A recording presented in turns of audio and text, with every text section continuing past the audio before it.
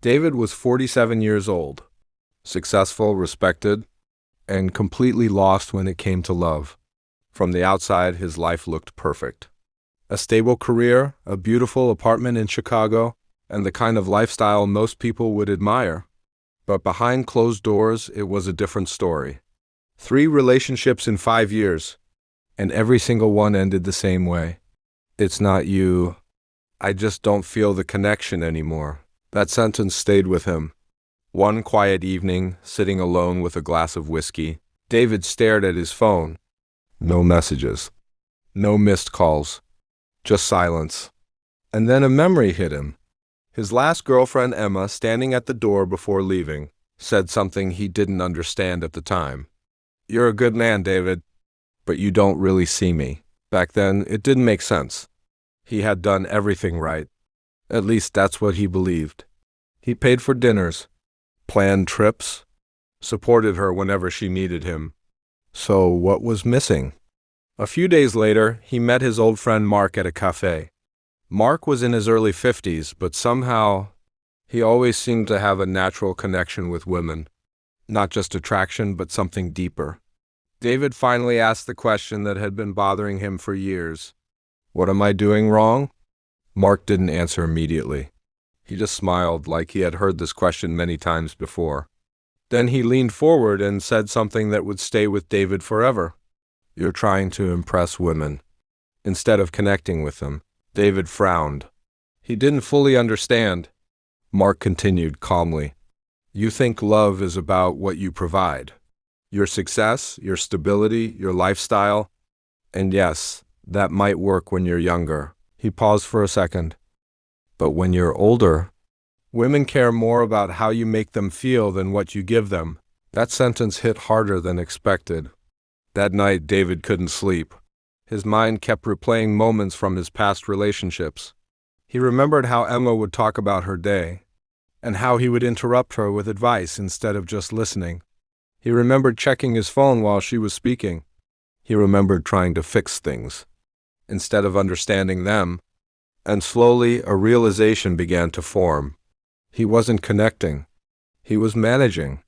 Over the next few weeks, David started paying attention to people around him. Couples sitting in restaurants, conversations happening in public. The way people looked at each other when they felt understood. And something strange stood out.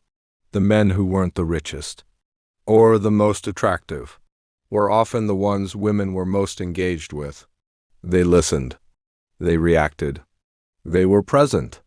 And for the first time, David began to see his biggest mistake clearly. He had been relying on logic, in a place where emotion mattered more. Because attraction isn't built on logic, it's built on feeling. The next time he went on a date, he made a quiet decision. No trying to impress. No trying to prove anything. Just being present. Her name was Lisa. Instead of talking about his achievements, he asked her something simple. "What's something you've always wanted to do, but never did?" She paused for a moment. Then she smiled. And just like that, something shifted. The conversation felt lighter, more real, more alive. For the first time in a long time, David wasn't trying to control the moment. He was actually living in it. But even then, he had no idea that one small mistake he still hadn't noticed was about to cost him everything again. At first, everything felt different. David thought he had finally figured it out. He listened more. He stayed present. He stopped trying to impress. And with Lisa, it worked. She laughed more. She opened up about her life, her past, her fears. Sometimes, she would even text him for something that almost never happened before. For the first time in years, David felt something real. Something stable. Something hopeful. But then, slowly, things began to change. It wasn't sudden. It never is. Her messages became shorter. Her tone felt different. The excitement that once filled their conversations started fading. David noticed it, but he didn't want to believe it. Not again. Not this time. But deep down, he could feel it. Something was slipping, and he had no idea why. One night, sitting alone again, staring at his phone just like before, that familiar feeling came back. Confusion, frustration, doubt.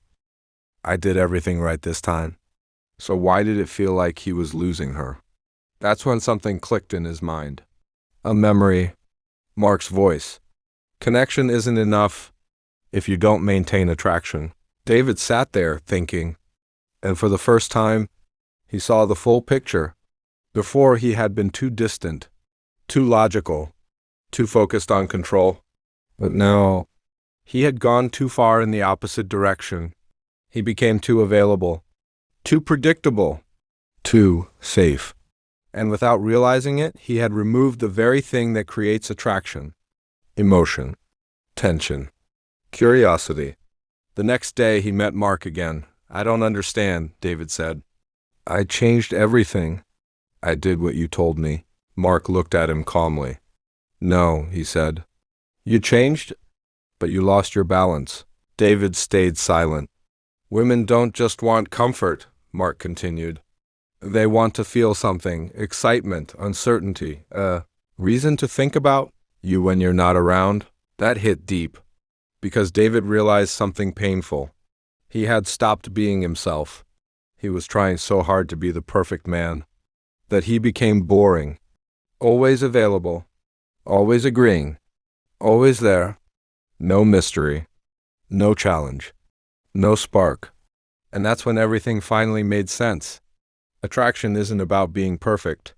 It's about emotional experience. So this time, David didn't panic. He didn't chase. He didn't send long messages trying to fix things. Instead, he did something different. He stepped back, not to play games, but to reconnect with himself. He focused on his routine again. His work, his workouts, his life outside of the relationship. And slowly, something started to shift. When Lisa texted, he replied, but not instantly every time. When they met, he wasn't trying to impress her anymore. He was relaxed, playful, present, but not predictable. He teased her a little, held eye contact longer, smiled without trying too hard. And for the first time, there was energy again. A few days later, his phone lit up. It was Lisa. I don't know what changed, but I like this version of you. David read the message twice, and for the first time in a long time, he didn't feel confused. He understood. It was never about doing more, or giving more, or trying harder. It was about balance, being emotionally present, without losing your own space, showing interest, without losing your mystery, caring without becoming predictable. Because the truth is, most older men don't fail in love because they're not good enough. They fail because they don't understand how attraction actually works. They rely on logic. In a place ruled by emotion, they either become too distant or too available, and both lead to the same ending. But the ones who figure it out, the ones who learn to balance connection and attraction, they don't just find love. And David finally became one of them.